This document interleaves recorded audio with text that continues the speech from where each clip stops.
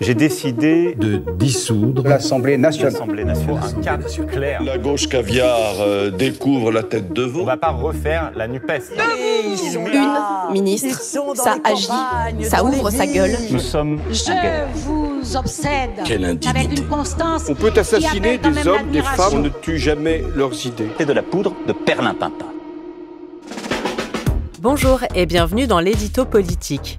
C'est une surprise, un coup de tonnerre, Sébastien Lecornu a démissionné de son poste de Premier ministre. C'est arrivé lundi 6 octobre au matin, moins d'un mois après sa nomination et au lendemain de l'annonce de la composition de son gouvernement.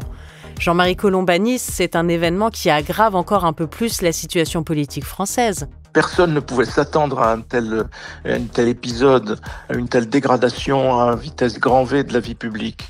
Pour repartir du début, après la funeste dissolution prononcée par Emmanuel Macron, on a eu droit à une chambre introuvable, en fait envoyée par les Français avec 3 gros morceaux, 3 tiers en fait, qui séparent les groupes les uns des autres, mais aucune majorité absolue.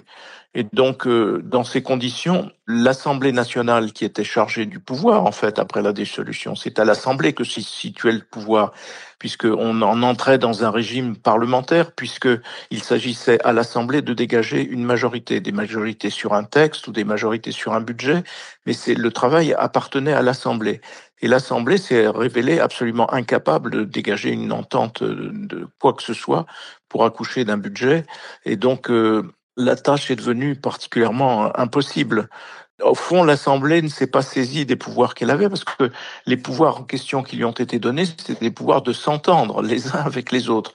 Or, chacun a campé sur ses positions en réclamant l'application intégrale de son propre programme. L'application intégrale de son propre programme, c'est le contraire de l'élaboration d'un compromis, alors qu'il eût fallu évidemment élaborer des compromis. Voilà où nous en sommes aujourd'hui. La vie politique était déjà verrouillée par le poids des deux extrêmes, extrême droite et extrême gauche, et voilà que au centre du jeu, les choses se sont aggravées et se sont totalement délitées. Comment en sortir ? J'entends bien le rôle des députés, mais les premiers ministres, c'est quand même Emmanuel Macron qui les nomme. Oui, bien sûr, mais en même temps, quand on dit appel au peuple, etc., c'est quand même le peuple qui a envoyé cette assemblée ingouvernable. Il y a donc le poids des extrêmes qui bloque au fond la vie publique, et puis il y a aussi le rôle des partis centraux. Les deux partis qui ont gouverné et qui étaient censés être les plus accessibles à l'élaboration de compromis, c'est-à-dire le Parti socialiste d'un côté, les LR de l'autre, se sont révélés dans des circonstances. On hésite entre le vaudeville et la tragédie d'ailleurs. On ne sait pas trop s'il faut en rire ou s'il faut en pleurer. Mais les deux partis centraux en question ont refusé eux-mêmes de participer à des compromis. Le Parti socialiste, qui a, semble-t-il, totalement oublié qu'il a gouverné, totalement oublié toute culture de gouvernement, s'est mis à ressembler à des extrêmes d'ailleurs, en refusant tout choix, toute équipe qui n'emporte pas l'ensemble de son programme, c'est-à-dire l'arrêt de la réforme des retraites, entre autres. Et quant aux LR, qui ont participé avec leur leader Bruno Retailleau au gouvernement, tout d'un coup ont déclaré forfait au fond et ont fait exploser l'ensemble de l'édifice sous un prétexte qui est quand même un prétexte assez risible. Le fait de voir revenir Bruno Le Maire a provoqué une telle déflagration, alors même que c'est un problème qui aurait dû se résoudre en quelques heures ou en quelques demi-heures de discussion, de façon à ce que Bruno Le Maire retire sa participation au gouvernement.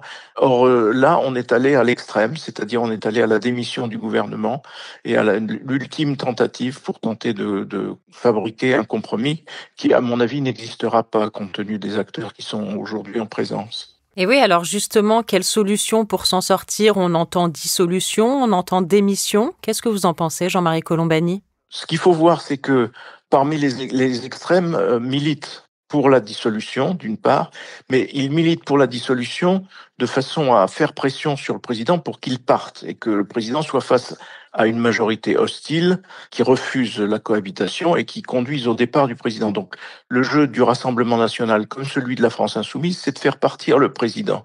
Et voilà qu'au cœur même du dispositif d'Emmanuel Macron, dans ce que l'on appelle le noyau central, celui qui paraissait placé peut-être pour briguer sa succession avec le soutien des troupes macronistes, c'est-à-dire l'ancien Premier ministre, lui, tout d'un coup, se demande au président de quitter le pouvoir. Et quant au chef du parti macroniste, lui aussi ancien Premier ministre, Gabriel Attal, lui-même se livre à un procès en règle en disant qu'il ne comprend plus les pensées et les décisions du président.